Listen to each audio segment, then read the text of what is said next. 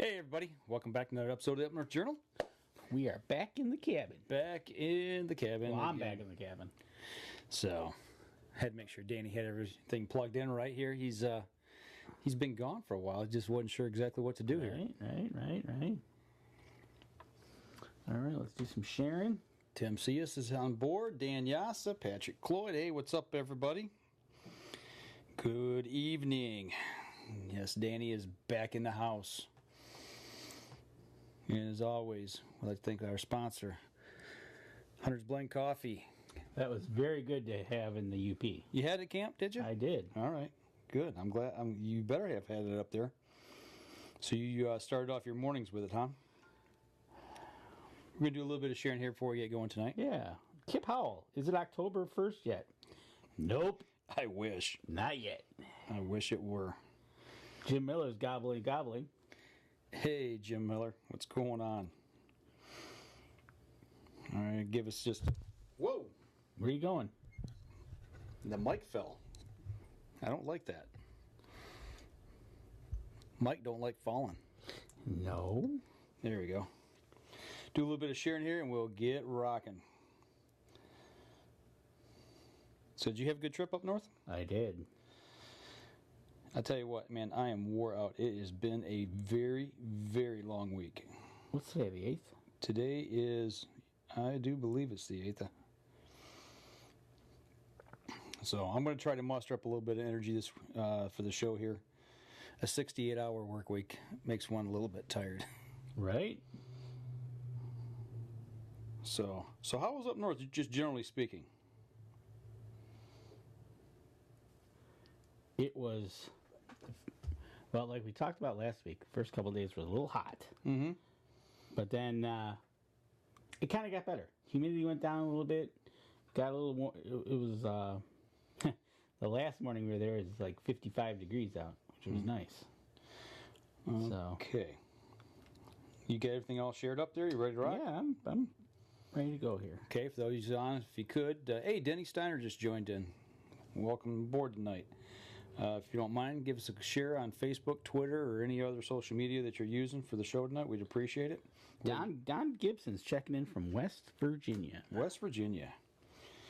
Yeah, and I seen Tim Cius is on. Did you message Tim about tonight's show? Okay, yeah, we're going to cover a little bit, something we talked about on his show. Patrick Lloyd's checking in from the southwest of Michigan. Hope all is well that way. All right. One more thing here, and I am ready to go. And Jason Radecki says, flipping hot. Flipping hot. Nice. All right. Come on. Fire this monitor up. I want to try to be able to... Doing good, Denny. Doing good. How's everything down your way in Illinois?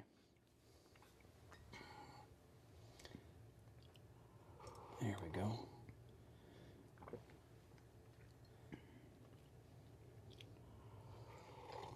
All right. Now I can monitor the comments. All right. You ready, Dan? Yep. Oh, I got to turn the audio down on this. There we go. Here we go. Stand by in 3, 2, 1. Hey, welcome back to another episode of the Up North Journal, everybody. Host Mike Adams sitting in the cabin tonight, and look who's back. I'm back in the cabin. Back in the saddle again. How's it feel? Yeah. It's good to be in the seat. Not good to be back home, huh? Right? That's what the Up North will do to you. I tell you what, being above the bridge for a week was just was awesome. We talked last Sunday night, and then to tell you the truth, when we were talking last Sunday night, we had the bad weather coming through, as you heard on the show, the rain and the lightning and thunder, and then after that, it was good the rest of the week, and then it was cooled down a little bit. The humidity came way down, which was really nice. So it made every day tolerable, and getting out on the water and the sun, and it was a good week. Had some visitors. We talked about, got some pictures of them. Yeah, we're going to share them here in a few minutes. So, but overall, seeing the trail cam pics that I was able to get for the week, I liked it. Encouraging. Liked to see the fawns. Okay. Saw some other fawns out there, but you see any bucks in velvet? Oh yeah, Yeah. We seen some spikes. Looked to be the beginning of about a 6 point right now. Okay. He was standing right by the bridge when we came in the one evening, I think. And but yeah, definitely saw bucks in velvet, which was nice. Little spikes, mostly like a 4-pointer, maybe a 6-pointer type thing. Okay. But they still got 2 months of growing season, so Right on. Okay. he can grow up a little bit bigger and Body wise, 1.5 years, 2.5. you probably being that deer, it'll probably be a 2.5. Okay. He fits the mold All right. to be a 2.5 up there. Body wise, the deer all looked fairly healthy. Mm-hmm. The summer looks skinny thing going on, but no, it was good. The water, getting out on the water was nice. Just floating around, a little windy, but you deal with it. 4th of July had it was a good relaxing time. So most of your time spent was, like we talked last time, is getting up there, surveying the situation, trying to figure out where you're at with logging, how that's regenerated. We talked about that last week and showed that. Food plots, kind of getting did you draw any soil for soil? You know what? Samples? I did not draw any soil samples. I might at Labor Day when I go back up there, because I'm going to grab the wheat that was commented that I should use. Mm-hmm. I'm going to mow it and throw it. Mow and throw. As what it was said. Okay. So that's what I'm going to do for this year, which, like I said, dude, I was quite ecstatic to see something growing. Right. So anything after that's a bonus. Right. No, that's good. And that one field, we saw deer in it pretty much every evening. Okay. So, encouraging. That's good. Now, kind of after that, from what I gather, I think you probably did a little more fishing than anything else. It was fish, sit by the fire, repeat. Okay. Fish, sit by the fire, and repeat. Oh, throwing a drive there. We went for a drive every evening on the Ranger, and yep. So sit by the fire. Sit by the fire. And there wasn't really many fireworks up there to begin with, anyways. Well, that looks like a pretty good firework right there. Well, that was the best firework. The Michigan State bird, the mosquito, was not. Actually, he was probably the worst the last Thursday evening and Friday morning. Okay. He was starting to get bad. A little agitated? Yeah. So I'm thinking it probably fits about a week out from rain and stuff. So. Okay. So it was fish. Sitting there. That was that's in the evening. Okay. In the morning, we'd sit and have coffee and stare at the woods and watch things come alive. Okay. What I want to know, we just threw a picture up here on the live stream. What happened? Okay, so the dock is a little low. Yeah, I guess I wasn't supposed to be swimming. Would you consider that swimming? No, I see your fishing rod in your hand. So you asked me last week of how the reservoir was, and I hadn't been over there yet. Mm-hmm. So finally we headed over there on Monday, and we were on the back side first, and the water seemed okay. Okay. You know, I was like, okay, let's throw. But now when we came over to the boat launch, and now that typically is above water. I would hope so. But it seems to be that it's about 6 inches underwater at the end. And there'll be times in the fall, if we go over there, that you'll see that's 2, 3, 4 feet above water. Right. Right? So right now the reservoir is high. They'll drain it by September. But you think this is from that big flood that they had? I think it's a combination. And plus, last weekend when we were on the show, they're having more rains and stuff in the area, so it probably has everything to do with that. But boats were able to launch and everything, so people are heading out fishing and boating. So that's a mighty fine hat you got on there. That's my sun hat. Yeah, that's my mossy oak sun hat. I tell you what, buddy, I am not burning these ears off. Yeah. No, you look like he was ready to go to a party. I tell you what, I was covered in a big hat and lots of suntan. Did you catch any fish? I caught a couple small ones. Deb actually caught the biggest one. She caught about a 15-inch pike. Okay. So Kelly caught a couple. I caught a couple. Didn't catch what we caught last year, though. Not sure why. Do you think that's because of the rain, the water, the high water? No, it's because I think the lady at the store that told Deb it's a bad week of fishing because of the calendar said so was right. Okay. She had one of those fishing calendars or something. Okay, so it said that It said fishing wasn't going to be good till like tomorrow, next Monday. And okay, maybe she's right. So it's like Farmer's Almanac. You got the fish almanac? I think it was or something like that. So lo and behold, we did some fishing. There's actually some other boats out there, and they weren't catching anything either. So Okay. but it was a good time. All right. And then if you go to the Eagle Pick there, Okay. while I was fishing there, Okay. This was taken from while you were fishing. yes, Okay. Deb had the regular the Canon camera, and two eagles decided to fly the length of the reservoir, and they started from our right and moved to our left, and we actually seen a juvenile earlier in the week, but then these two came over. I remember you talking about that. And I tell you what, that is just a magnificent bird to see. Yeah, those things are huge. They you were. know, in the photos, it's kind of hard to get perspective of just how big they are. But Oh, it is, and he was quite a distance out, or Right. she, and basically they were just doing circles the length up and down, and they just kept going. think they were fishing? I'm pretty sure they were fishing. Okay, didn't know. See, I'm trying to remember the time of year for the mating ritual. I think it's right around the middle of June to July-ish. Oh, okay. I think. So yeah, no, it was they were fishing the way they were separated, and they were just kind of doing their slow all the way down. Okay, so it wasn't like doing they'll do a power climb, Right. No. and the one would be way up there. They'll want to power climb up, and then all of a sudden they'll lock up and tumble through the air. Right. No, it was they were scanning the waters. Okay, cool. Yeah, it was. So it was always good to see them. Makes a highlight. But they must not have read the calendar either, Yeah. because they didn't catch anything, I assume. I didn't see them catch anything, so maybe they didn't. Okay, just wondering. All right. Well, so all in all, good week. Absolutely. All in all, a good week. Good week to get up there, re-energize, come back to the race. Okay.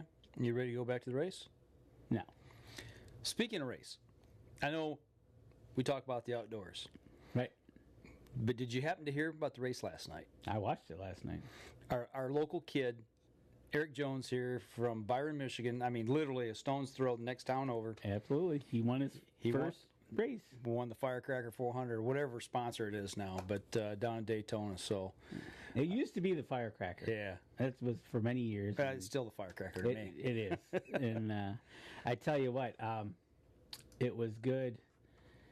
It was actually an exciting race, not to go off on the race subject, but somebody got what he deserved.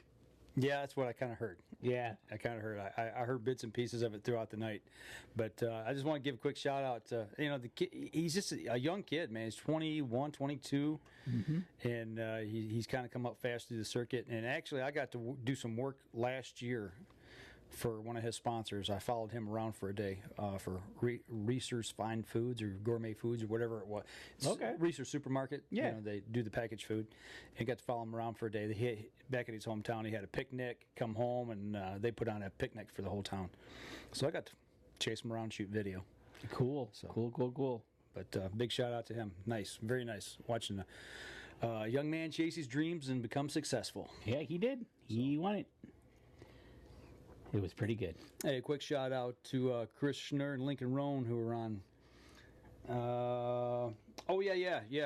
Before we go to break here, Lincoln said that for all of our Michigan listeners, make sure this week, I believe it's the 12th, Which is Thursday. NRC meeting. Get out to the NRC meeting.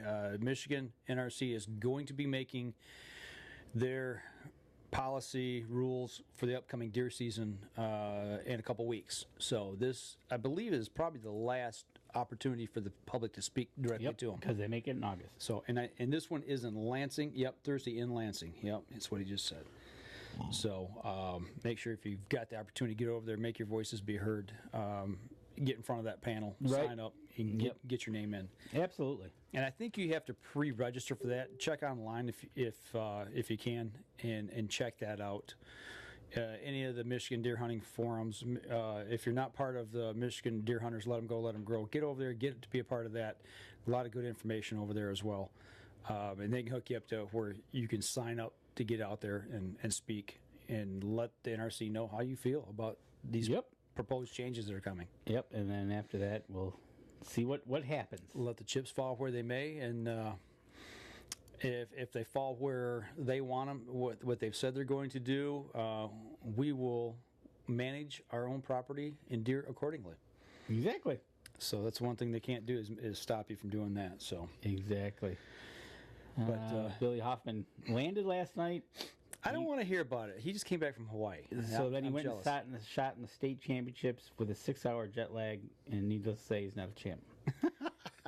You think? It's funny how that works. Right? And Daniel Preston, hey, what's happening? That must be why I didn't shoot so well in the backyard today. Jet lag? No, not jet lag, just work lag. Work lag of the week. Yeah. Last night. It happens. I got home at 2:30 in the morning, so it was. Is that when you got home last night? Yeah, it was a 14-hour workday that started at 1 o'clock in the afternoon.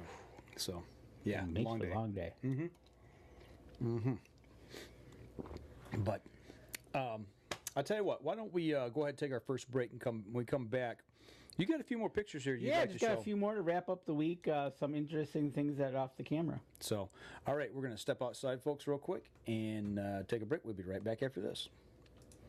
For those of you on the live stream, hang loose for a second. Danny will talk with you. Yeah, I'll talk with you. Welcome you back to the cabin. And you're right, Lincoln. It's a very important meeting. No doubt about it. Anytime. But, yeah, it was... I can imagine getting home at 2:30 in the morning after that long trek. It was a long day. And there was no downtime. It was go from the moment we got there until the moment we left. I think I finally got something to eat at midnight. Oh. Seriously, right as we were getting ready to leave. Really? Yeah. There was food there, but we just didn't have time. I mean, it was crazy. So, all righty. Got that one saved. You ready? Yep. All righty. Okay, here we go. Stand by, second segment. 3, 2, 1. Welcome back to the second segment of the show, everybody. For those of you on the live stream, appreciate everybody tuning in tonight. Absolutely. You looked... I totally just... I went lag there.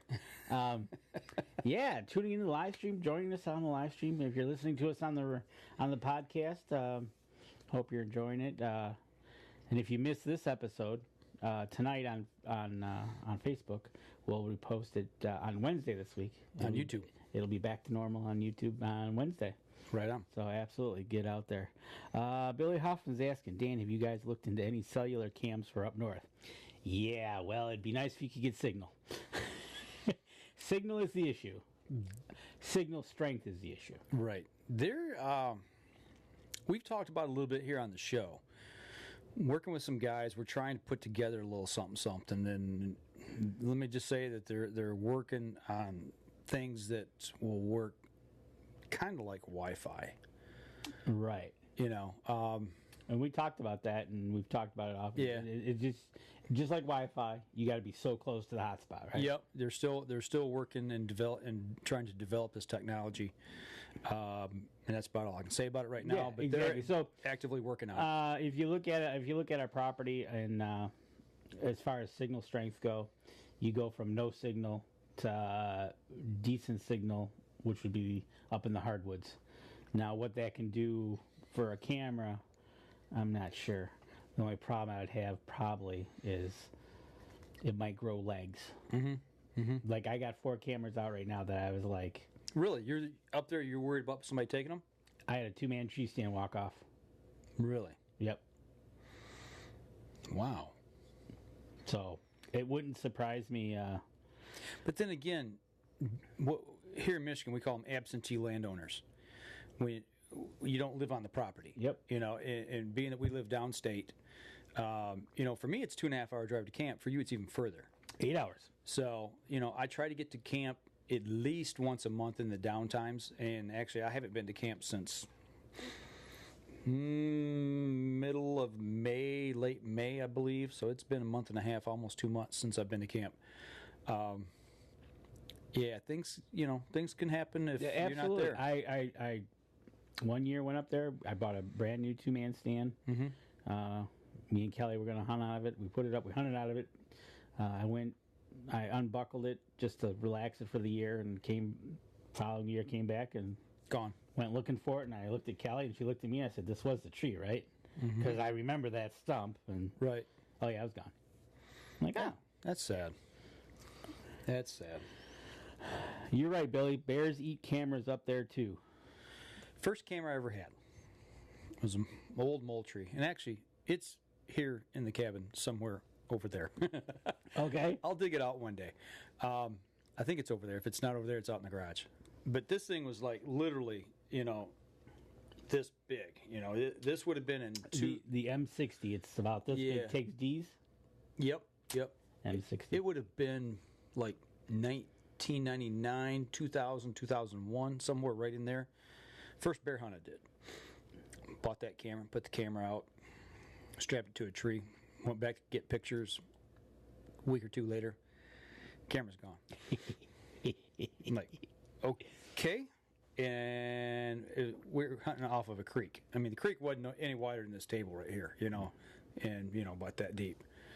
But needless to say, we were hunting right there by some water, and I looked down, and it's laying right at the edge of the creek. Wasn't in the water, but it was right at it, And I'm like, okay, so why is it not on the tree? Well, I pulled the pictures and see a bear closer, see a face, see a nose, and then see the ground. You know what? That is so true. They're very inquisitive. And matter of fact, I do have one of those Moultrie cameras. Okay. And I have to admit, it's one of my best working ones. Yeah. Even though it takes D's. Right. But it's still one of the best working ones that I have. It took great pictures. Yeah, absolutely. But when it comes up against the bear, it kind of loses. Well, that's when I took and built a bear-proof housing for it. There you go. I got an ammo can. So and used a metal cutter and cut the face of the camera out, so it could actually, it wouldn't fall out, but you could actually get pictures through it, Right. And then I took and cut a slot in it and used a ratchet strap that was about that big, about this wide, 2.5, 3 inch wide strap that they use to ratchet lumber on a semi with. Yeah. Yeah, that's what I put it on a tree with. It lasted. There you go. So. Lincoln says Covert has a camera with signal boosters they're using in Newaygo this year. Okay. So I'm sure with technologies getting out there, it's getting better. I've heard a lot of good things about Covert. We're not affiliated with anybody for trail cameras. Nope. And just like Billy said, Spy Point's got one. Yep. Covert's got one. I've looked at Spy Point cameras. I think Spartan has them. Spartan, yeah, I've looked at Spartan. I like Spartan's technology as well. Covert's got some good cameras, but the bang for the buck. I mean, when you're talking about just a point and shoot camera, I really like the Brownings. Yeah, you like the Brownings. Yeah, I've had really good luck with them. And I still want to try the Cabela cameras. I know you use those. It's just when I've got $150, $200 to spend, which isn't very often.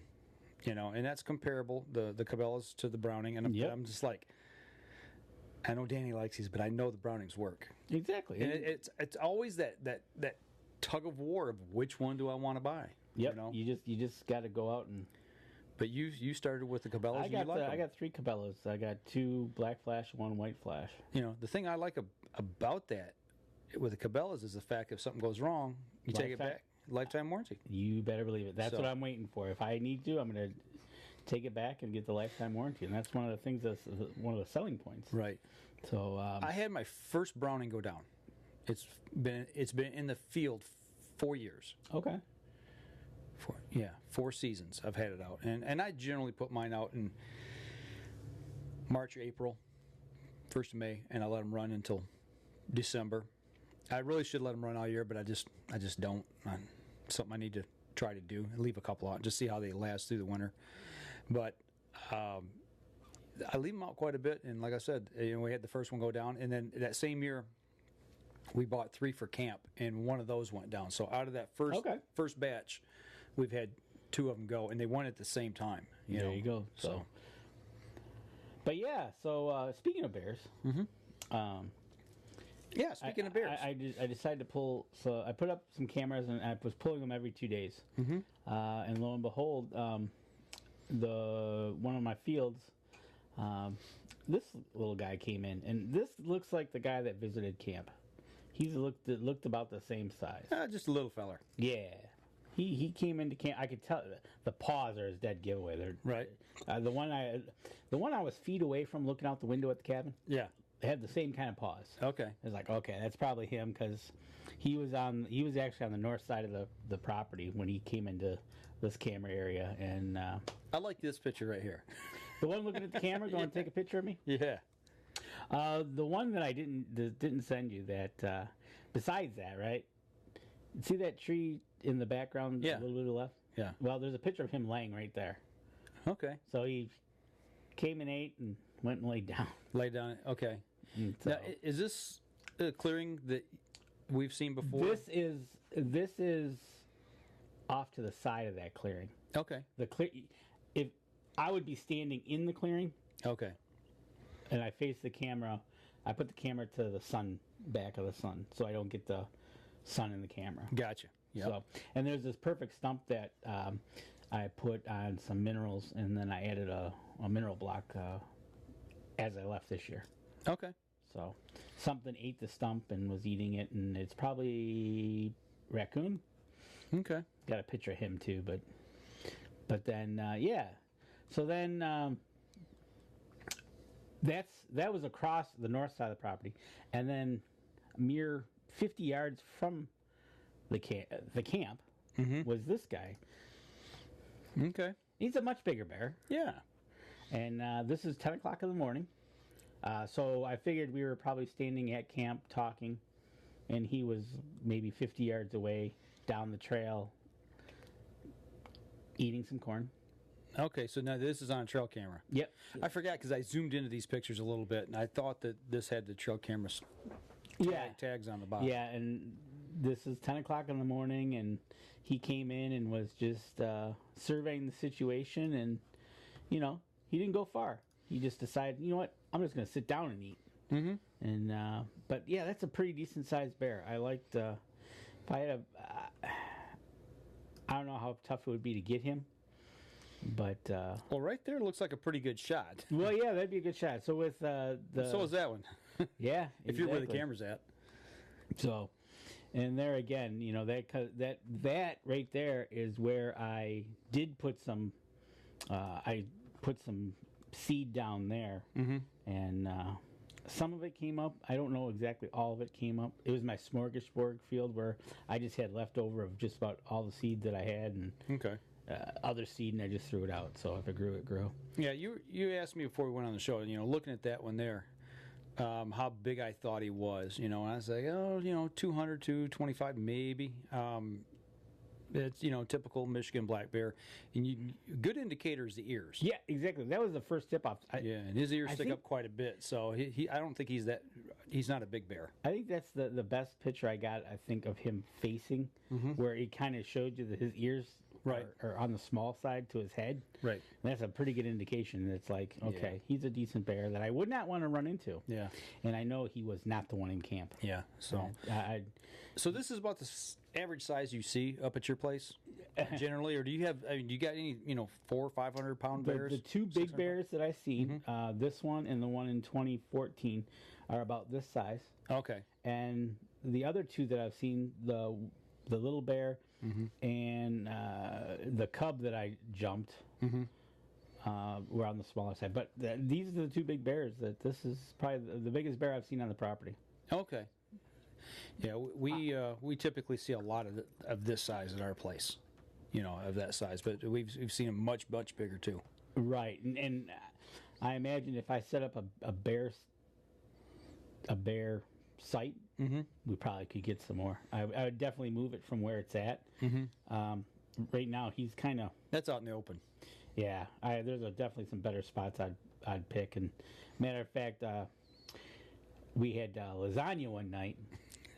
and we had leftovers. So there is now some lasagna in that area. Okay. So we'll see if he likes lasagna. I would say he probably would. There's something that I just bet he would. Right. So, but yeah, no, but it was good to see the Bears on trail camera. Mm-hmm. Not excited to see them in camp, but it is what it is. Okay. When you're out in nature, that's the things you're going to happen. I saw the 2 bears on camera. I got pics of deer, some fawns. Yeah, see, that's something you didn't send me any pictures of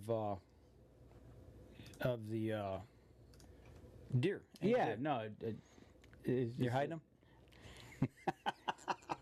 Everybody knows what a fawn looks like.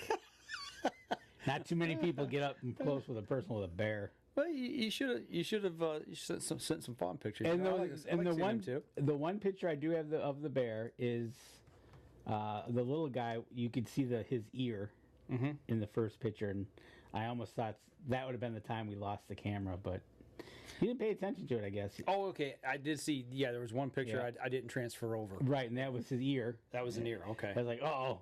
And then the next picture, he was on the corn, but. Good stuff. You know, it was just.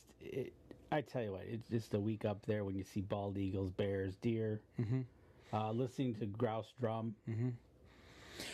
Did you get a chance to talk to your DNR biologist? Nope. Didn't see him.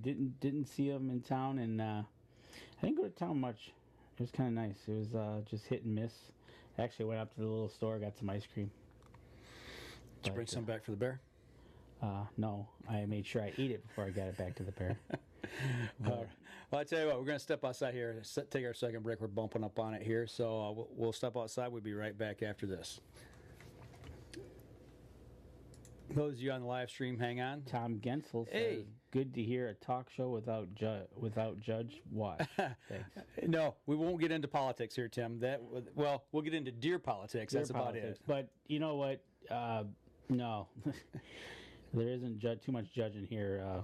I was just excited to get those on camera as ever. And one thing I did not hear or see, wolves or coyotes. Okay, that was going to be next segment. I was going to ask you about that. Oh, okay. Well, you can ask me on the show. Okay. That's good. Okay, let me save this one off. We'll get rocking here. Hey, Tom Gensel, now that you're on watching, your comment, the gentleman right above you, Tim Cius, that's the gentleman that has On the Limb, the Friday night live stream show that I've been sending you the links to. You need to check that out. You and Jim Miller, those are my turkey guys here, our local guys for the Front River chapter of NWTF. Our local turkey enthusiasts. That's right. Check it out. We have some good talks. And actually, last segment of the show, we're going to save for something he was asking Friday night. So, right. It doesn't have to do with turkey, though. It's got to do with deer. Nope. So, all righty. You ready? Here we go. Stand by. 3, 2, 1. Welcome back. Third segment of the show. And comment from Fred Trusky. Bears are a pain in Manistee County. You know, they get a little pesky at our place, too. You know what? Yep. Speaking of bears, let's stay on tangent here on bears for just a second. Okay. Did you get a survey from the Michigan DNR on bears this last week or week before? I didn't see one in the mail. I got one. It was a general survey. It was talking about bear seasons, bear hunting, bears in general, and habitat, and it was quite lengthy. Yeah. And I got sent one, so I took some time and put it together. And I guess the one complaint that I have is I wish they would split the Red Oak Bear Management Unit up into 2 sections. It's pretty big, isn't it? It's huge. In the area we're in, what they call clubland. Okay. You know, it's bigger tracts of land, and you don't have as many people, if you think about it, probably hunting it as you would, smaller parcels where there's, families hunting those smaller parcels. Okay. More hunters per square mile, I guess. Yeah, okay, yeah. I'm guessing. And I don't know this, I don't have any facts to back me up on it, but that's just what I perceive. Okay. We're covered up in bear. That whole area's got a good number of bear, and sometimes things get a little hairy.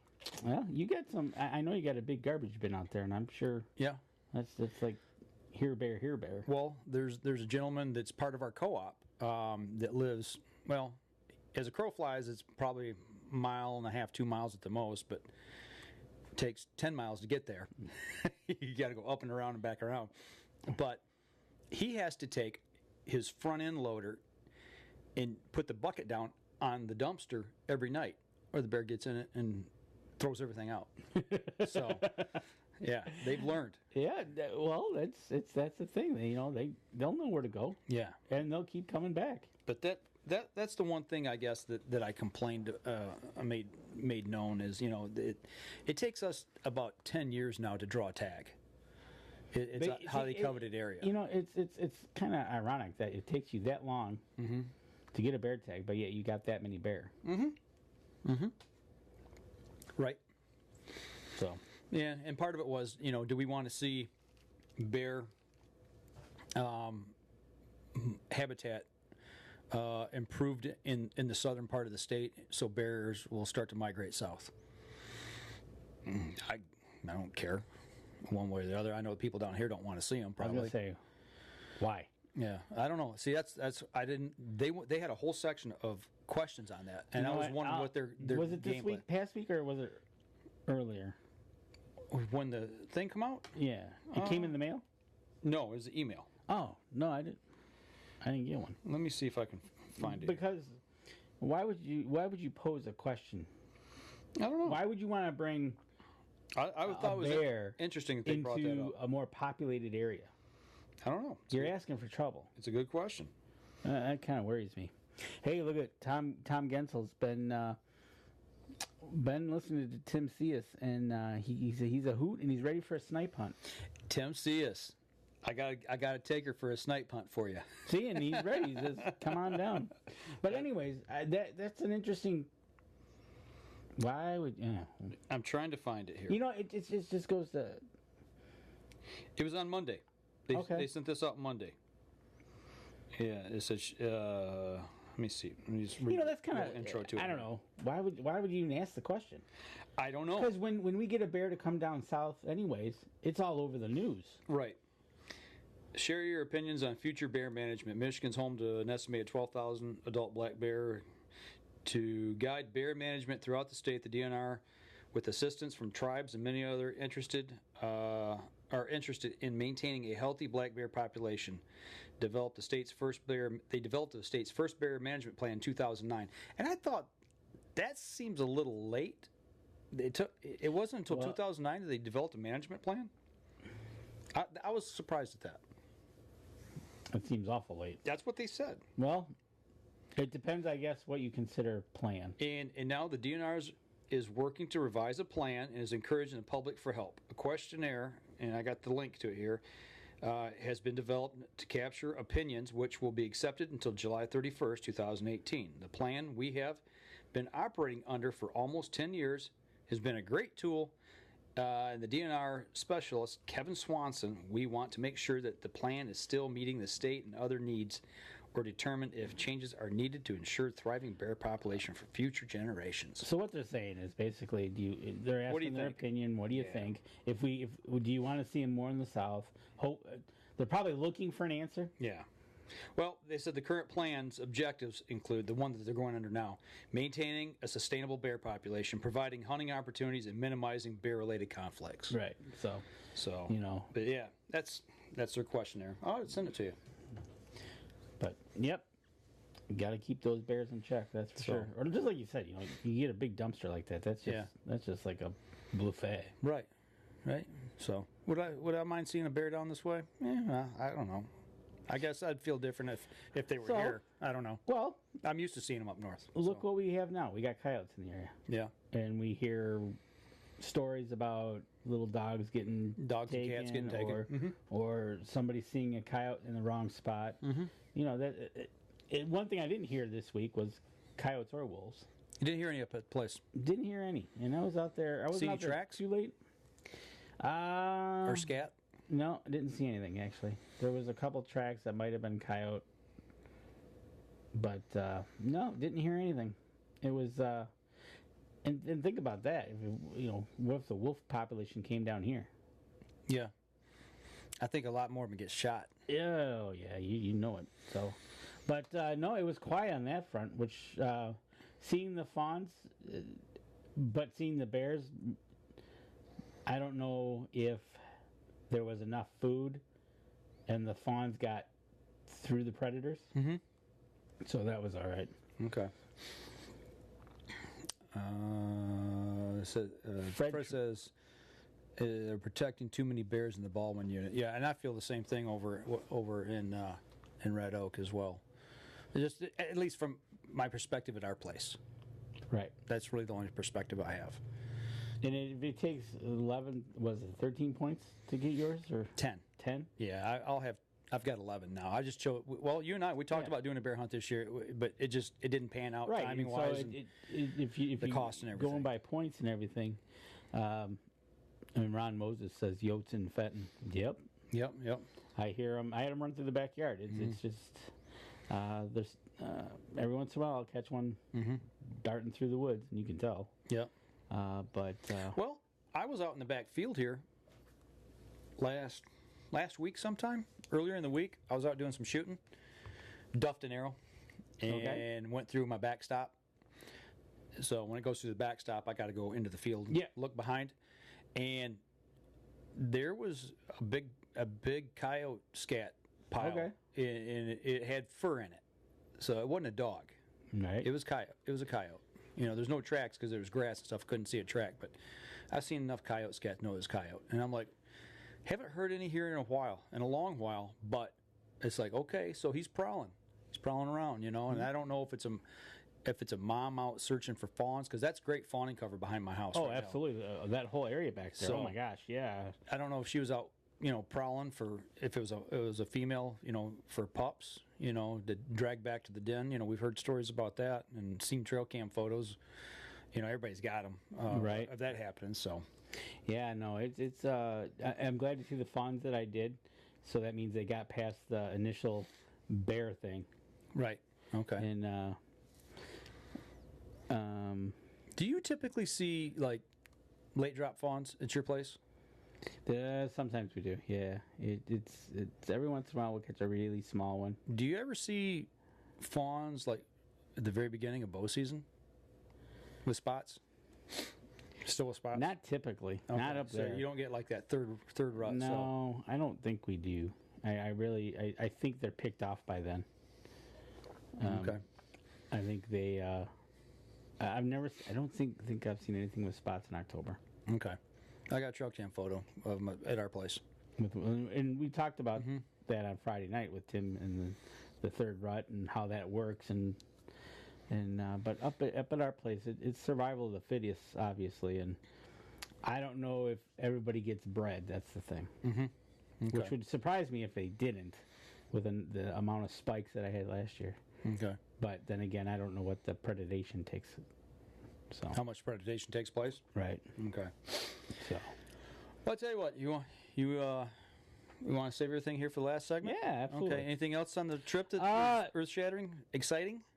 No, not really. Just relaxed? Oh, yeah, definitely relaxed. You ready to go back to work? Yeah, absolutely. Batteries recharged? No.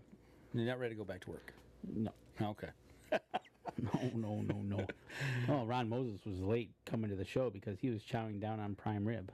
Oh, man, if I'd known that, we'd have come over to your house. I was going to say, we could have done the show from your dining room table. Right on. So, all right, I tell you what, we're going to step outside. We're going to take our last break. We're going to come back.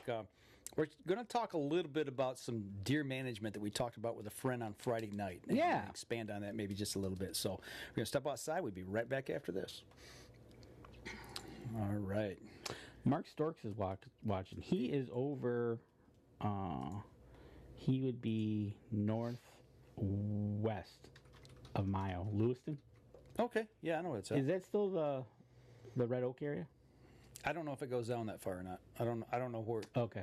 I honestly don't know I just know it's a big section up that way.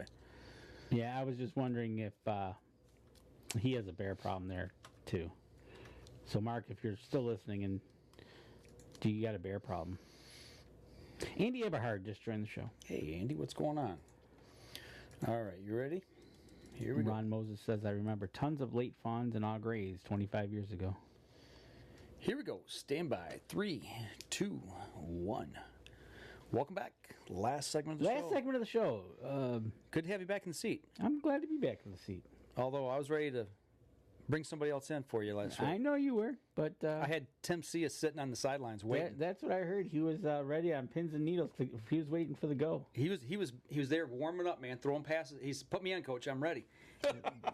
But then we made connection. Yes. So... But, you know, it's one of those things. I wish I could get better signal from the cabin. Mm-hmm. That would be awesome.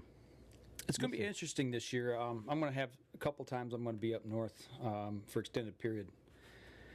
And I'm wondering if we're going to be able to pull off doing basically a reverse show. You'll be here, but I can take gear up with me and we can do it via Skype. Right.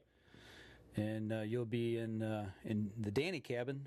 I'll be in the Danny cabin, and you'll be at the Deer cabin. The lodge. Yeah. So Lucas Brown. Hey, buddy, what's up? Hey, what's going on, Lucas? So, but yeah, no. So I get back, and get on Tim's show Friday night. Yep. And talking does. They were West Virginia. They were talking does. Okay. And I gotta imagine, you know, we all hear a lot of different things from different regions across the United States and deer management styles. And I just saw earlier that Wayne Sitton had tuned in. I don't know if he's still on with us on the live stream or not, but I know they've done research, you know, a lot of research in Michigan. They've done it in Pennsylvania and Texas.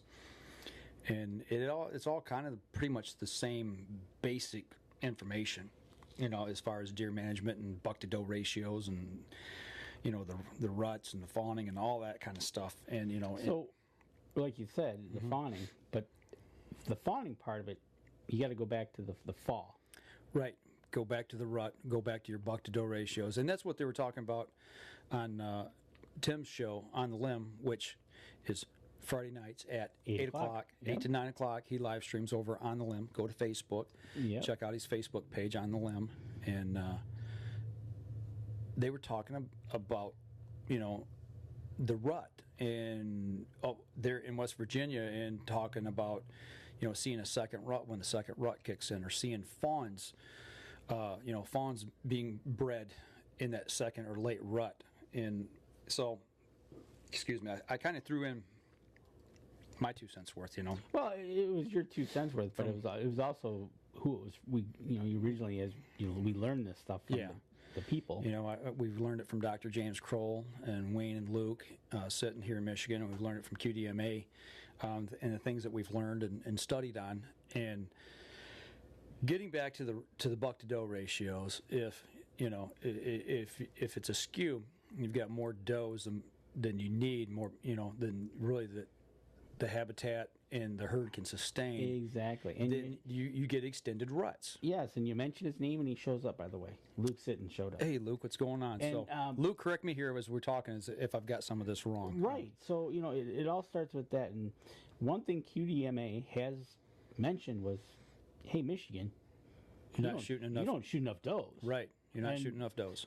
Kip, that was like one of the first things when they were looking at it, says, wow. Mm-hmm. That's odd. Mm-hmm. So, but getting back to, if does don't get bred, and that first rut, that first cycle, first estrus cycle, they go into the second one. Okay, your bucks are still chasing. Your bucks still aren't taking time to recover yet because they're still chasing. Yep. There's still does, you know, that need to be bred. You know, that is that second cycle. So they're not replenishing the body fat. They don't have time. Because they got one thing on their mind. Yep. And they're a dude. And it's not eating. Yeah, exactly. It's not eating. So as that extends, in the case at our place, we've seen even that third rut, which is definitely not good, it pushes them even further into the winter season. And then with their bodies being depleted, not having enough fat stores, they wind up being susceptible to pneumonia. And from what we saw at the deer health check, They taught us a lot of these bucks are dying due to pneumonia later in the season because they can't get those energy stores replenished. Exactly. And that's the thing that, yeah, they do eat, but they don't take the time out to get all the nourishment they need. Right. And so you get into that third cycle, and then, so then from that point, so you have does going that long. Wait, that means you got too many does. That's what we learned. So now, like you said, now you take your bucks. Let's separate the bucks now and say, now you guys are weakened. You're not eating, haven't been eating as much, and now we're going to throw winter at you. Right. So they've got that to deal with. Okay, so you got that working against you. Okay, let's go back a little bit. Talking about the age class of does. Once we get them herds, that are too big, the doe herd's getting too big, you've got a lot of older age class does. What I've seen for the 4 deer health checks that I've been at, as well as other things that I've read and seen from different people in the industry, they talk about those older does typically will throw twin doe fawns, which exacerbates the problem. Okay, so now you've got old does breeding more does, and it just starts to compound. Okay, so that's why we want to shoot off our older doe age groups. But now, if you go and at the health check, we saw with the younger does, what did we see? That it threw a buck fawn. Okay, and that's what some of the guys on Tim's show was talking about. Well, we get into that second rut, we start to see fawns getting bred. The reason being, and this was in the QDMA deer steward class, that fawns, they need to reach about 80 pounds weight to become mature enough to breed. For them, I guess it has something to do with the hormones and everything kicking in, that weight. It's just like us humans, they don't become into their menstrual cycle until a certain age. Well, animals the same way. That's that weight class that they have to hit. Okay, so that's why it's later in the season. It depends on the habitat. Better the habitat, the quicker they're going to put weight on. Right. So if they were dropped in May, June, July, August, September, October, November, it's about 6 months out. So that puts them about 6 months worth of months to put on enough weight to become mature enough to be bred. So if you take a later deer that got maybe July, gets later. So yeah, it's kind of you're putting the puzzle together. Yep. Maybe we need a whiteboard or something. Right. Well, let's throw a little bit of habitat into this now. Okay. Let's talk about the amount of deer on your property and the habitat. The more deer you have on the property, the less habitat there is, and the more they eat. Right. If you keep your doe numbers down or your deer numbers down in check in that carrying capacity, you've got more habitat for them to feed on if you've got the right habitat. So the does that breed and drop fawns have better food sources. Make sense? Yep. Which means they produce more milk. The more milk they produce, the heavier these younger deer get quicker. Okay? Right. Makes sense? Yeah, absolutely. So if we got these little does that grow quicker, then they can get into the breeding pool faster. And if they do, typically, we've seen at the deer health checks, about 80-85% of the time, they will throw a single buck fawn. So that, in turn, flips in our favor of the buck to doe ratio. So it all works together. Okay, so you mentioned that, the bucks and the does, and we're spreading out the fawning season. But if we get our numbers in check, we don't. Right. And Lincoln says here, the extremely late fawns makes more of them susceptible to predation. Absolutely. And this was the thing I was trying to use hamburgers as an example to teach Tim. We talked about this. And he said, good, put it into food terms that I can understand. And what we were talking about is, okay, so if you've got first rut, second rut, third rut, those are spread out by 28 days, right? So you've got 3 distinct cycles. Let's just, for number's sake, so it's easier to understand. Let's say we've got 100 fawns being born. Okay, that's just the number it's going to be. But let's say a third of those does were bred in November. The other third was bred in December. And then, wow, we had so many does. We had another third of them in January. Yep. So we've got 100 fawns being put on the ground.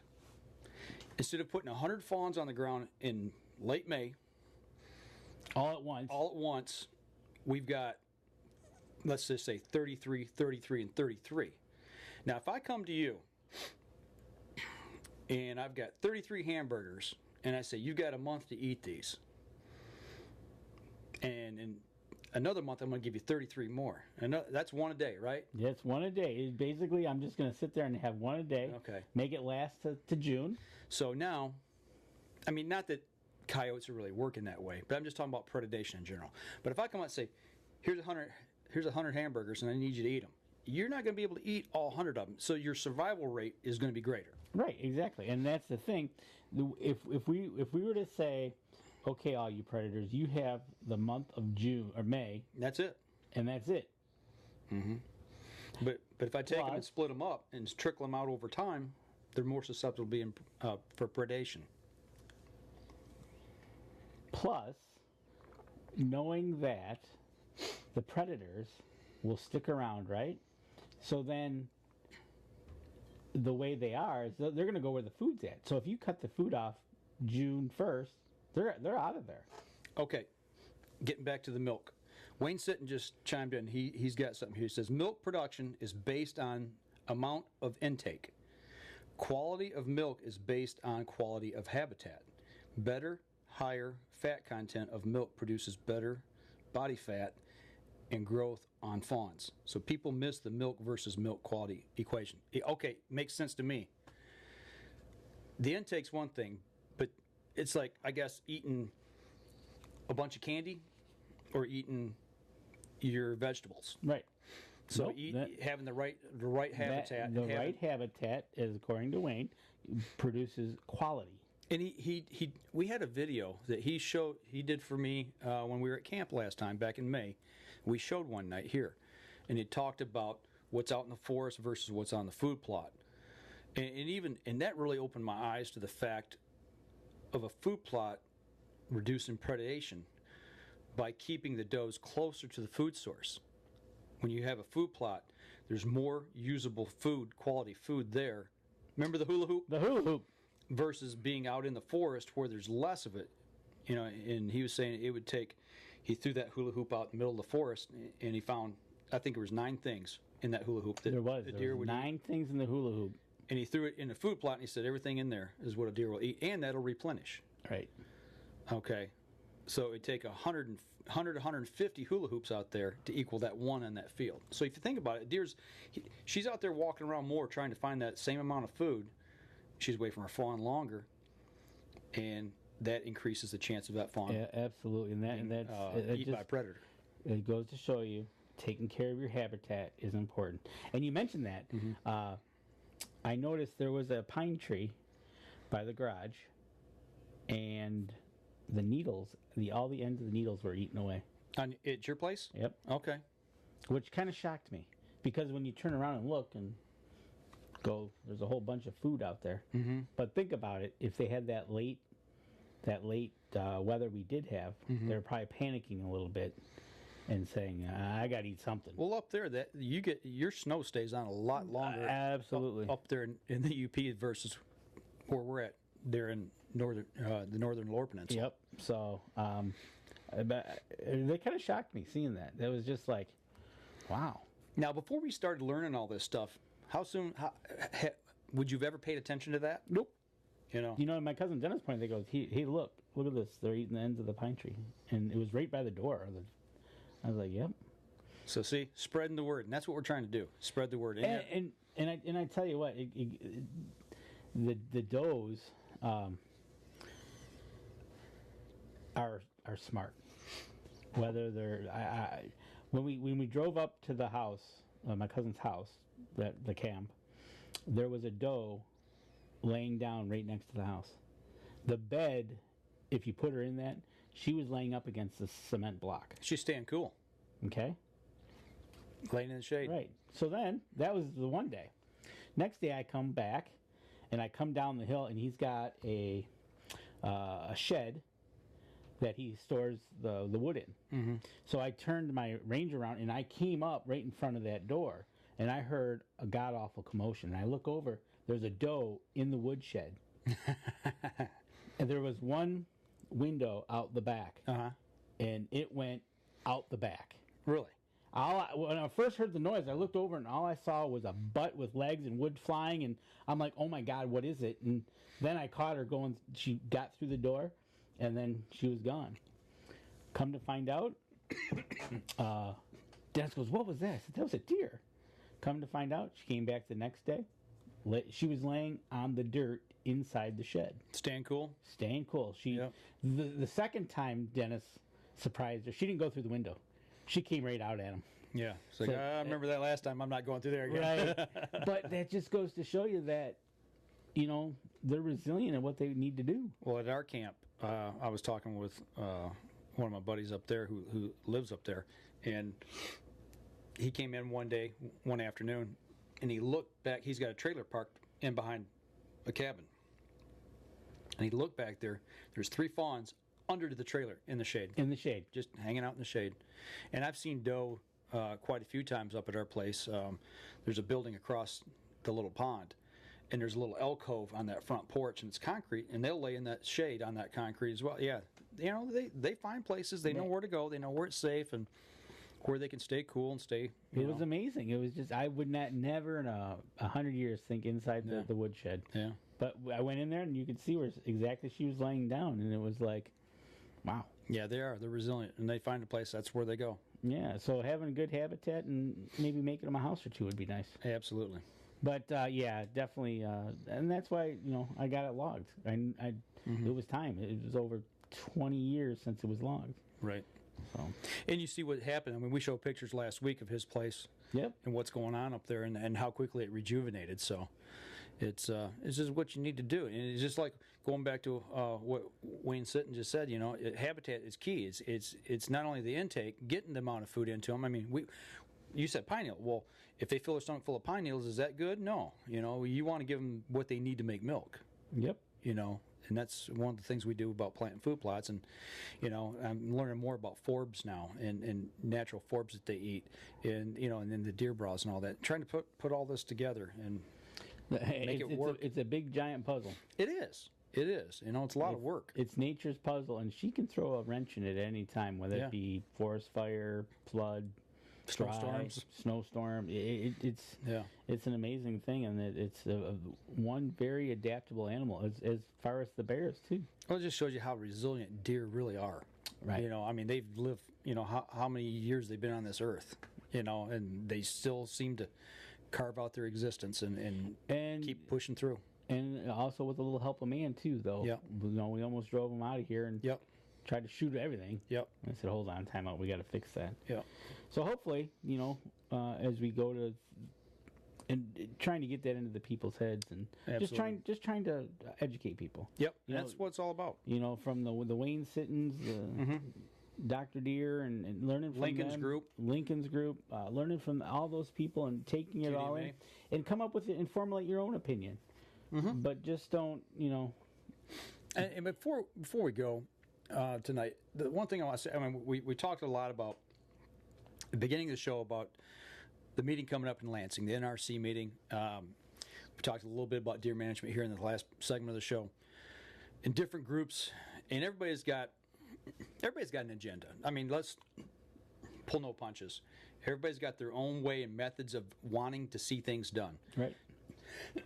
But what I've seen lately, and it's very important, is the fact that the people who really care about deer management, they all have a different way maybe of approaching things, but we're starting to see these groups come together on the things that they hold in common, and they're pushing forward to make it better. In Lincoln Road, hey, thanks for the comment about sharing good information. Well done. We try. But Lincoln Road said it too. The other groups in the state of Michigan finally got to kind of sat down, talked, whatever, and said, we have a common basis. The light switch went on. And so let's push the commonality and go from there. But the one thing I've said, you give all of us enough time, you put us all in a room together, it doesn't take long, and we're all throwing sand at each other and throwing our toys at each other because we can't get along. But that's the thing we need to stop doing and start bringing everybody together. Find out what we have in common and work on those. Absolutely. And this doesn't isn't just Michigan. No. This is every state that's got any kind of population of wildlife. Right. Whether you're dealing with moose, elk, deer, bear. Well, you know what? Okay, we got Lincoln's on and Wayne's on watching, and I believe Luke is too. Danny and I, before the show started tonight, we were talking about something, and we didn't know the answer to, and I'm kind of scratching our heads here. But we've got CWD in Wisconsin, we've got it in Pennsylvania, we got it in Michigan. Now it's in Jackson County. Allegedly, it's not been proven positive yet by Ames, Iowa. Oh, yep. But they've got a suspect down there, and if so, that puts it down on the border near Ohio, close to Indiana. Why, instead of each state trying to solve the problem on their own, why don't the Great Lakes area get a coalition, or you said a consortium together, put all their heads together and battle this from a regional point of view? Well, because deer abide by state lines. Yeah. Okay. They all got a license plate. Tells what state they're from. They won't go past the Ohio-Michigan border. No, you're right, and that's the thing. It's like you said, it's getting to Jackson. Not proven yet. So is Ohio looking at it? They've had a case, I believe, in 2017 in a captive deer. Do they have an emergency response program? Does it mimic what happens in Michigan, or does Indiana have? What do other states have? And why aren't states talking? Why aren't states getting together and putting like a wholesale plan together regionally? Or is it one of those things, kind of like you said, can't play in the sandbox? Can't play in the same. Well, we don't want to copy their plan because we need to make our own plan. Michigan's copying Wisconsin's. Yeah, I know. Allegedly. So it is what it is, and all we can do is, like Lincoln said, let your voice be heard, and hopefully things happen. Go to the NRC meeting if you got the opportunity. If you can get the day off work, I know a lot of people work. If you can go, it matters. I'm not going to be able to be there, but this is my way of getting this out. I do believe they will be live streaming it on Facebook. Yeah, that's a whole nother subject. They need to do a better job. Whoever puts that on, they need to do a better job. All right.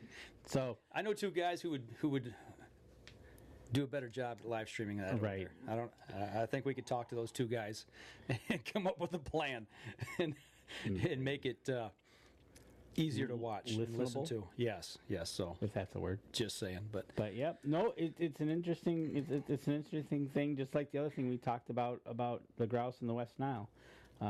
Stay tuned about that. I'll wait for the give that nugget you give me earlier before the show on that. We'll end the show on that point. Yeah. So just a friend of mine over in Wisconsin writing an article talking about grouse and West Nile.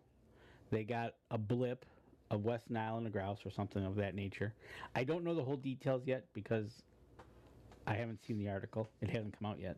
But this is the tease I got. So what Wisconsin did was instituted an emergency plan, and they're cutting the grouse season short over there. And Michigan and Minnesota seen the same blip and not doing anything about it. So which one's right and which one's wrong? There you go. So, or is there a little give and take both ways? Right. And why aren't the three states talking to each other? It's a whole nother thing. Or maybe they have. I don't know. So that's a question I got. Tim Cius just says they could be used population control in each state, trying to isolate it in one area. In West Virginia, we have it in 4 counties in the Eastern Panhandle. And Wayne just says Wisconsin doesn't follow Wisconsin's plan. That's the problem. But my question is are they talking to each other, and do they work together? That's the question. I have no idea. I revert back to my own personal experience where I work. Mm-hmm. You take them, you put them all in the same room, you give them all the same information, and when they walk out the doors, everybody's got a different opinion. Mm-hmm. And you go, what did you guys just not see? And you go, and then you start talking to them individually. Mm-hmm. Oh, yeah, well, that works. And then the next person says, oh, that doesn't work. It's like, did we not see the same presentation. But maybe there's a reason why it doesn't work for that person in their situation. Maybe there's something different. Maybe over here it works for this person because their situation's a little different. Well, if these 4 states have this, share the information and talk to each other and figure out why it works or doesn't work in those areas. I think it has to do with a little bit of pride and a little bit of. I fully agree. I think you're spot on. And why they're not talking to each other, if they are, I want to know. And it's a very interesting concept. I don't think they are. I think they are. You think so? I think they're just deriving a different opinion from it, based on. It could be anything from money, opinion, egos, and money. I think you're right. I think there's a lot of all that in there. Oh, well, you already know my theory on that one. So right. So, but no, good discussion tonight. Yeah, absolutely. You know what is good to end that.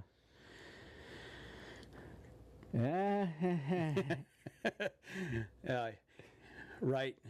Michael. Okay, they'll do that. There we go. Yeah.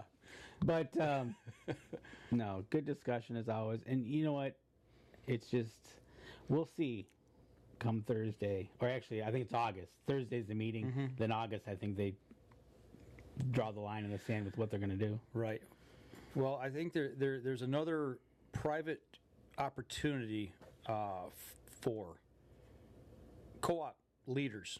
The meeting that I've already signed up for it. I don't know if you're going yet or not, but co-op leaders have been invited to a workshop, and from what I heard, the NRC is actually going to be there to talk with those people. So that there'll be one last opportunity. That's where I'm going to try to make my voice be heard. At that opportunity, that's the one chance I'm going to have. So yep, and we'll see. Right. I hear you. I hear you, Lincoln. I hear you. You guys just go over and read the comments on the live stream. Yeah. So anyways, it was a good discussion. Always good to talk deer. Good week of seeing deer. Good week of seeing bear, eagles, forest reproducing, getting the young growth going. Are you learning anything up there with what you're doing? Yeah, I grew something. I am happy with that. That's cool. That is. I'm ecstatic. We're going to work on it some more, probably come Labor Day, throw some more stuff out, and I'll learn more as we go. All right. I want to give a quick shout out to Lincoln Roan and to Wayne Sutton, Luke Sutton. Thanks, guys. Appreciate you guys being on. Appreciate the input you guys give us and keeping us on track. There's just so much information that a lot of times it's hard for me to get the little tiny bits and pieces. The thing about the milk production and the intake versus the fat content and all that, the quality, that was spot on, Wayne. Thanks. I appreciate it. It goes back to like vitamin D milk, right? Right. Do you want to eat do you want them to have vitamin D or 0%? So it's all great information, and we're just trying to share information with you guys out there to hopefully make you better stewards of the land and stewards of the resources and the deer and get a healthy deer population going. So everything's good. Yep. So, all right, we're going to sign off on the podcast right now. We'll keep the live stream up here for a few minutes, but on the podcast side, if you guys got anything that you want to share with us, you can always email us, hit us up on Facebook, on Twitter, any of those social media platforms. So that'll do it for us this week, folks. And for those of you on the live stream, go ahead and throw something out there. If you got some questions, comments, whatever, that things that we can talk about real quick, we'll entertain a few things here. Anytime, Lincoln. Anytime. So. But no, good discussion. Always good to talk to you. Yep. And man, there's a couple. Tim, see us if you're still on. I hope the discussion tonight explained a little bit about what I was trying to type and explain Friday night. It's a lot easier to talk than it is to type talk. It is, because then my thumbs get in the way and I start typing things and then you got to try to go back and explain what you meant instead of what came out, because it's some obscure word got put in the middle of it. I was watching Tim trying to decipher the typing, right? And you could tell, it's like, okay. Because you want to keep it short. Right. You don't want a book for them to read. So just trying to pass along the information we learned from the Waynes and the Lukes and all of them out there. Everybody out there we learned from, Kip and Dr. Deere, and it's all good. It is. It's all good. It's all good information, and we just can't drive it into the ground. And I don't mind going. Lim Walker Game Calls. That's the one I was telling you guys about. That's where Tim Cias' show's at in Lim Walker over on Facebook. Fridays at 8 o'clock, 8 to 9. He does a live stream just like what we're doing here, but he talks to you on the comments. Yep. He'll get a subject going and talk, and everybody start chiming in questions, and we'll all kind of interact back and forth. It's a little different type of forum, but it's a lot of really good discussion. You know, and it's fun just to hang out on a Friday night if you're not out doing something, just to get on there and you know, and Tim, you know, is getting ready for that snipe hunt. So just planning that big old snipe hunt down there. So I want to hear about that, Tim. By the way. When that takes place, I want to know about the snipe hunt. So, thanks, Chris. Next time, 7 o'clock, get the whole show. There you go. But hey, Chris, I want to give you a quick shout here. I seen you were doing something live with a camera out in the field on a hunt. Did you get that app working? I tuned in the other night, but it looked like there was something that was going on, and then it just disappeared. Give you a chance if you want to type something there real quick. Right. So yeah, you know, talking with Tim that snipe hunt. So, you ever been on a snipe hunt? I can't say that I have. You've never been on a snipe hunt? Mm-mm. Should I go? Tim, I think you got another taker. Yeah. Oh yeah, you should go. It's a hoot. I'm sure it is. It is a hoot.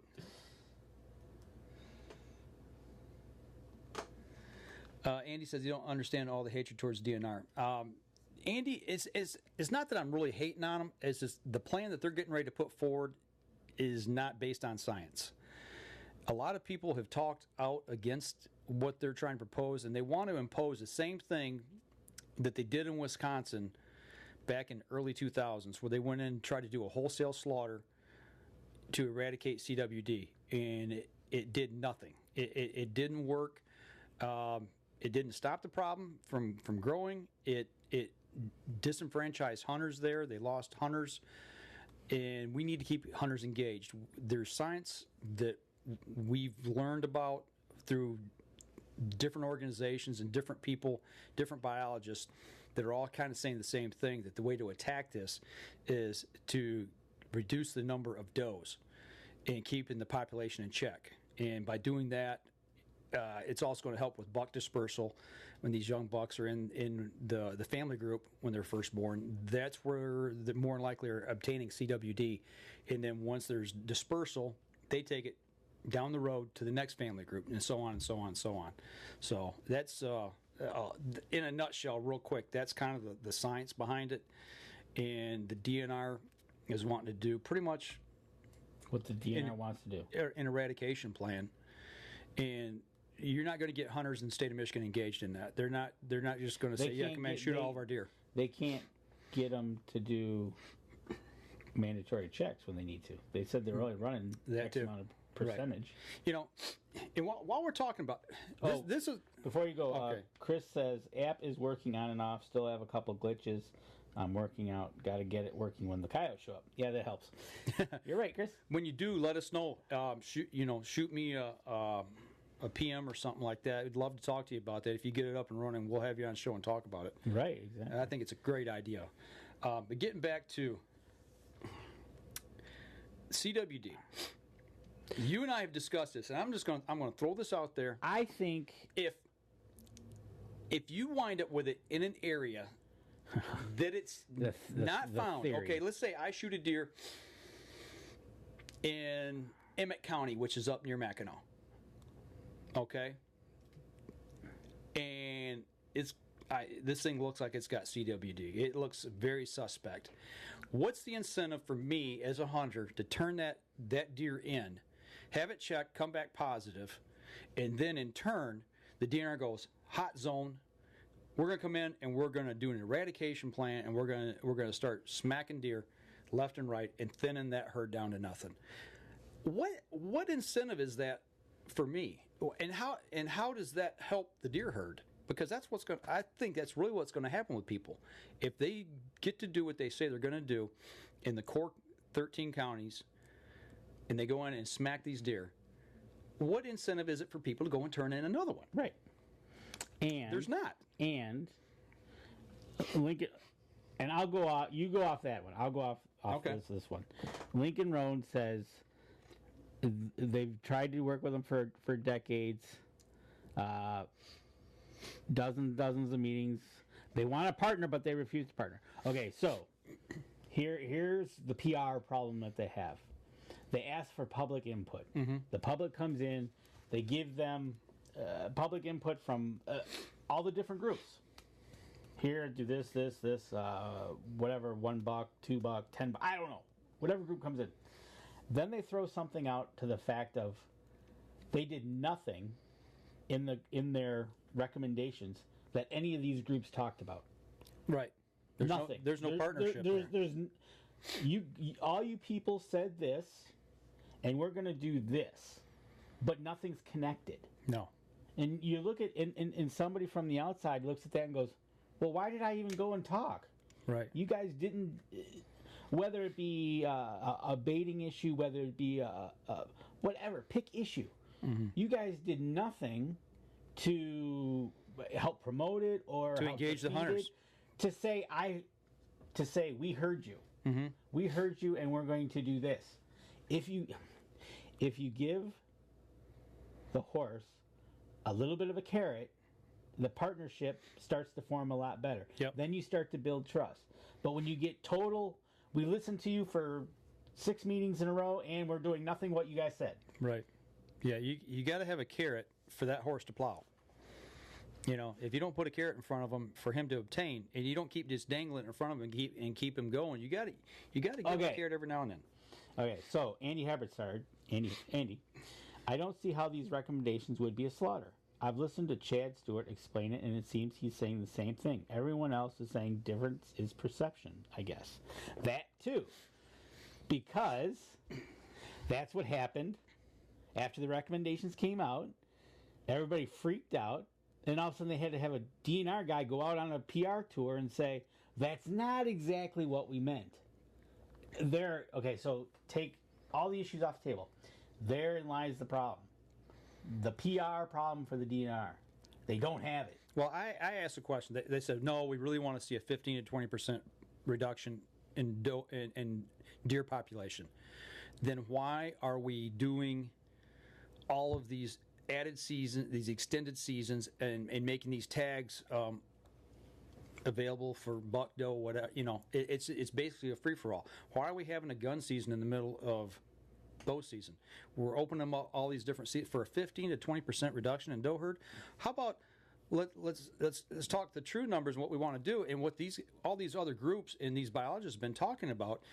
And how do you control the population? It's not by shooting the bucks; it's by shooting the does. Yep, and Andy just agreed. They need to improve communications immensely. That is the key. That is 100% the problem. And the DNR, I support the boots on the ground. I do. I support the biologists. These guys are out there doing what it takes to try to keep things in check in the law enforcement side and the biology side. What we're talking about is that upper echelon that are making these recommendations to the NRC. You know, and I'm not going to get into the political side of this.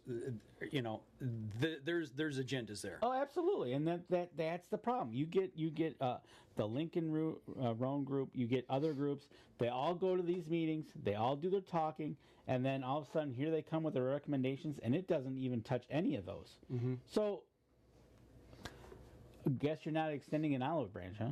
Well, in Arnold Killen, he talks about the incentive is for the future hunters, like our children and grandchildren, to have a sustainable, healthy herd. There's some people upset with a youth season in September.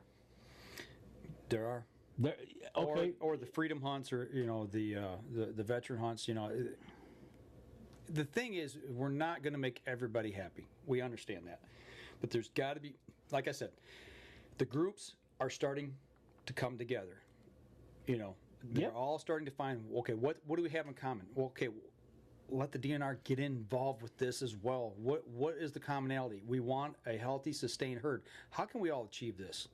The hunters are the ones that's going to do it. You've got to get them engaged. And like Lincoln says, getting them engaged, Lincoln says it's a 15 to 20 cents per year. Not just a 15 to 20% overall. It's every year we're going to do this. Wait a second. If you take 20% out every year for 5 years. Wait, well, hold on a second. So, Well, the thing is what I've learned and what I've been taught and what other people in the know have told us. Like at our camp, we talk, well, how many doe do we need to start shooting? And they said, once you start shooting, you can't let up. You have to keep the hammer on them, because the way the math works in nature, the population and the way it rocks and rolls, once you start that reduction plan, you've got to keep your foot on it. And then it needs adjusting through time to maintain, but you can't ever let up. If you let up on it and back off, say, okay, we've shot enough doe, now we're not going to shoot anymore. Wham! It goes right back to where it was. It does not take long to swing the pendulum the other way. It has to have a sustainable gas, your foot on the accelerator, put the gas to it, and keep maintaining it. And there's a way to maintain. To maintain your population in your deer herd, you have to shoot 33% of the does in the population. We've heard that. I've heard that for the last 5 or 6 years. And that's just to maintain. Last year at our camp, we didn't shoot our goal. We were way under, and we're covered up deer. The year before, we shot 24, and that was just to get started. And it looked like we didn't make a dent in them. I mean, there was no impact whatsoever. It looked like it did the year before, the year before, and the year before. So we've got to put our foot on the gas. Right. And once we get to where we need to be, we've got to keep our foot on the accelerator. Not floorboarded, but we got to keep a sustained speed. Okay. Andy, because they know they won't get enough participation from hunters in what they want to accomplish. That's why the extra seasons and unlimited does. I think you need to force the hunters to shoot the does. There was a little bit of talk on let them go last week. There was I forget who it was. I think it was Tony Smith that was up talking with Wayne at his camp, and there was talk about the Earn a Buck program. Yep. That might be a tool that might be useful. That way, it will force a hunter to shoot a doe first to get that buck tag. Right. Okay, so that is education. That's teaching the hunters educational tools of what needs to be done. Bingo. And that's what we've been trying to do on our own behind the scenes. I've spent a ton of time trying to educate myself, and what I'm learning. Right. I'm trying to bring to you guys. And Arnold, but that's what it takes. Is the problem with CWD caused by deer ratio out of whack, or hunters feeding deer, or has it always been there? Okay, so, and we're just now finding out because of testing. Right.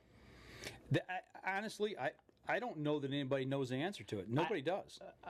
You say hunters feeding deer. What's the difference if somebody puts it out there, or you have a cornfield that they're in? You and I had this discussion last week. Okay, let's throw another little cherry bomb into this. Okay, you're a farmer. You've got alfalfa or hay. Okay. Oh, here. Oh, yeah, this one. And it's a crop that you sell. Now you're in CWD zone in the core area. You are Joe Farmer in CWD core zone. You mow your hay, okay? You cut your hay, you lay it down, you let it dry, you rake it, you bale it. You got your big round bales or square, whatever, however you do it, okay? You've got CWD deer in the area. What's to stop you from taking your cash crop and selling it across the state to a big farming operation and taking that hay out of your county or out of that core zone and moving it? Nothing right now, because they said it can be taken up through the root system. The prions can be taken up through the root system of these plants, and then when the animals eat it, it transfers into their system, and that's one way it can be transferred. And they're talking about feeding animals. That's one reason they don't want people feeding animals, because it brings them together where they can transfer these prions. In a bait that maybe it's not a one bite bait. It might be like a carrot or a sugar beet, where they'll take a bite and then they'll move on. And it leaves bodily fluid, saliva on that food. But what's the difference in taking and moving that or hay or alfalfa or whatever? Or a standing cornfield? It can happen. They're naturally nose-to-nose touching animal. So, okay, so Lincoln, we are completely fine with lowering deer densities. We know this needs to happen. To keep guys hunting, we need to offer quality bucks. Otherwise, guys will not hunt that area anymore. You know what? That's proven in the Northwest 13. Yep. Andy, everyone says we need to shoot more does, more does, more does. The DNR gave these 13 counties the season and bag limits to do it. And hunters are saying, whoa, that's too many does. Up in the Northwest 12 or 13? I don't believe that's the case. Lincoln, you can allude to that. Probably you have the numbers at hand. If memory serves me correctly, they shoot more doe up there than any other place in the state. And they're seeing better quality deer. Because deer in general is better. That's part of the whole quality deer management plan, is shooting more does and letting bucks get to their second birthday. Right. Letting them get older. And that's that two-prong approach to the problem. See, and that's another thing. They have a model set in Northwest 13, a model set. And it's almost like they said, okay, we gave you your model. You go do with what you need to do. And that's really leave there. And it seems to be working in that area. And it seems to be helping in that area with the deer, the people, the economy. I know a few people says, I'm going to go up there and hunt. So, well, and that's the other part that we've talked about many times. You start getting a healthier herd, a better quality hunt, or a better quality deer herd where people want to go hunt.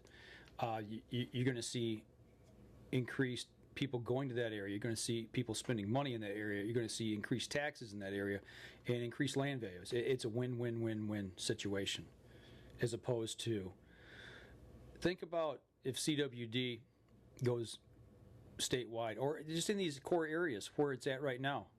How much is the price of hunting land dropped in those areas? Oh yeah, you probably can't give it away. Tell you the truth. Mineral blocks, sick deer from Arnold. Mineral blocks, sick deer licking it, and a healthy deer licks it. You just infected the healthy deer. It's the same if you use the same fork to eat after someone's sick. Now you got their germs. I may be completely off base with this thought, but I've got a lot of thought. I gave a lot of thought. That's why, actually, there on that statement, area I hunt, I'm up in the TB zone. It's illegal to bait. It's illegal to use mineral supplements, anything on the ground like that. Anything a deer can stick his nose in or lick is illegal. So, and that's the reason for that. Now, studies have shown that this is through QDMA Deer Steward 1. Their studies have shown that there is no proven advantage to using mineral licks to put antler growth on a deer's head. You know, a lot of I won't even say the last part of these people that use mineral licks. There's actually Wayne's back on watching here, and he might be able to talk a little bit to this. The fact of using supplemental minerals. I know there's trace minerals that deer need, and a lot of times those are put into the fertilizers that are put out on the properties before they do their food plots. In that regards, yes, they do need certain minerals in their bodies. You know, these trace minerals. Right now, the does are really seeking salt, the minerals. They're going after again, my surveillance area of my backyard. That is the number one thing they're going after. Okay, he says he's talking about CWD zone. They can't bait or use mineral licks right now. That is all gone in the CWD hot zones. The state of Michigan has said no baiting. No baiting also alludes to using mineral licks, where you put the powder out and make a hole. Right. Any of that stuff, anything you can put on the ground that attracts deer is illegal in those areas. I know they're trying to they're recommending that the deer urine have the ATA seal on it. Yeah. It has to be ATA seal. These facilities have to pass certain inspections to get this ATA seal, and those will be able to be used. But beyond that, any lures, deer lures, attractants, anything like that will not be able to be used. Okay, Arnold, the stigma that I had for years growing up is if you shoot does, your herd will not thrive, and I believe a lot of hunters still believe that. Yeah, I do too. That's where the educational part comes in, of knowing what you're shooting and managing what you're shooting. And you're right. A long time ago, there's guys that would get the doe permit and just stick it on the wall and say, I ain't shooting it. Mm-hmm. Then come to find out, gee, I didn't manage my habitat. All my hardwoods is just leaves on the ground. Can you go over to our Vimeo page, grab the link to that January co-op meeting that we did that has that information on it? It's talking about shooting the does. There's a great discussion there. It talks about shooting does. Matter of fact, Wayne actually put that seminar on when we videotaped that night. And Arnold I'll have Danny post that here in the comments section. And if you know anybody that still has that mindset, it's hard to change those mindsets, and they change slowly over time. But share this link with anybody that you feel that would benefit from it, because it's explained very well as to why we need to shoot does and the repercussions of doing it and not doing it. You know which one I'm talking about, right, Danny? I think so. Mm-hmm. I gotta get rid of that pop-up. Yeah, you do. Remember the login? It's your H one, right? Or is it the UNJ one? No, it's mine. My personal one. Be patient here. We're working through this. Nope. Other way? Yep.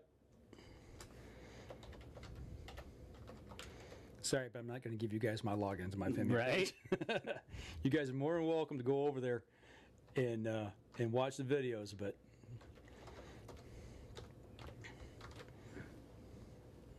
okay.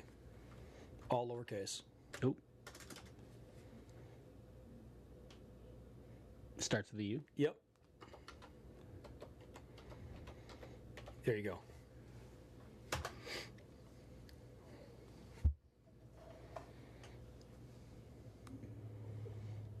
Bear with us. Type it in. Type in your password.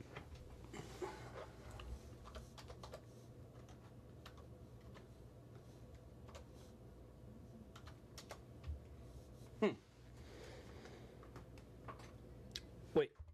Bring back. Let me try this one.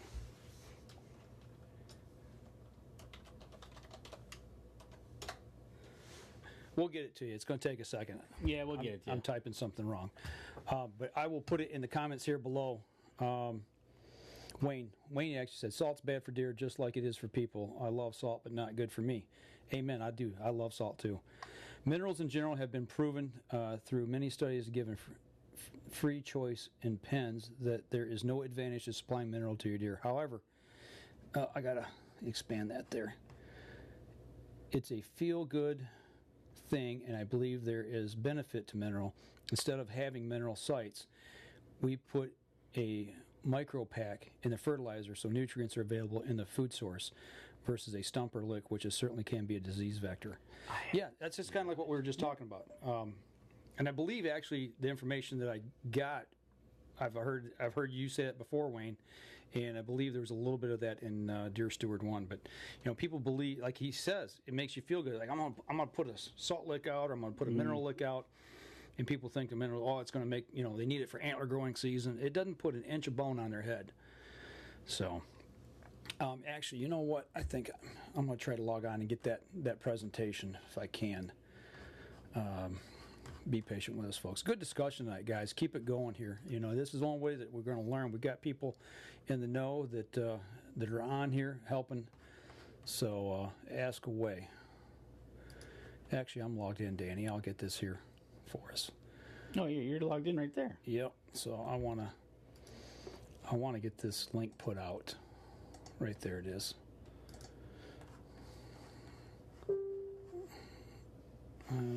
Nope, that's not it.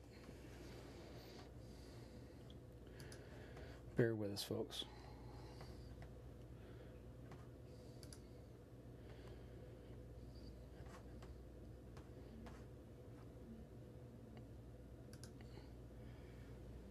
What better discussion to have on a Sunday night?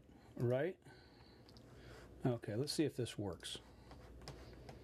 I'm going to put this down here.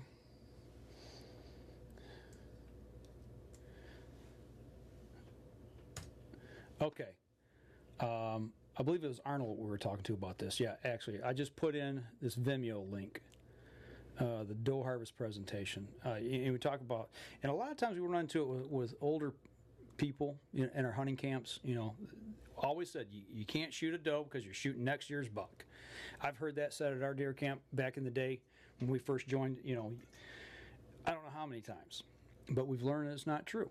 And if you watch his presentation or send that link to anybody that you know that will benefit from it and help be part of spreading the word, we really would appreciate it.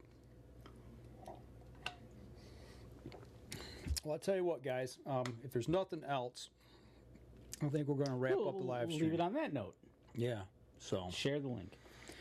Great discussion tonight, guys. We really appreciate everybody chiming in tonight and giving their thoughts and input.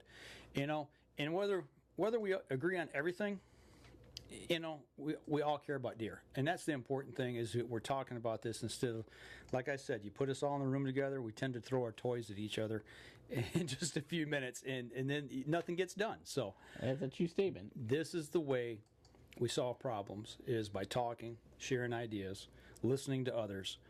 And I've always said, God give you 2 ears and 1 mouth for a reason, to listen twice as much as you speak. That's right. So we enjoy you guys commenting, and it gives us things to feed off of here and gives us new things to think about as well. So as we've always said here, if you like what's going on here at the Up North Journal, take and share this link with people. Share it on your social media site. We'd really appreciate it. So, hey, Heather, you just joined, and we're just getting ready to sign off, unfortunately. But this whole segment here will post over on our Facebook page here in a few minutes. You can go back and take a look through. We've been talking about shooting does. We've been talking about deer management, CWD, all kinds of good stuff. So, Lincoln Rowan says Michigan's the only state in the country that shoots more bucks than we do does. Yep. It's I was looking through the 2016 deer report from QDMA. Oh, okay. Here a while back, and it's amazing of how backwards. Well, that's what Kip said. First thing they noticed. Yeah, it really is. So, but yeah, go through and share this if you don't mind. We really appreciate it.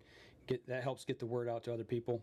And we'll be back again next week. What's going on next week? We got anything shaking this weekend coming up? I may or may not be going to camp. I don't know yet. Okay. I'm hoping. Cool.